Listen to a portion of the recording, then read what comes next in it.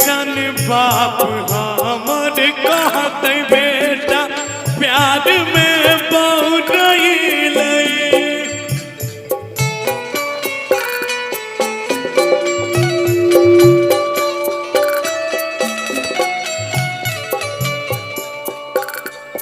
के जान बाप हमर कहते बेटा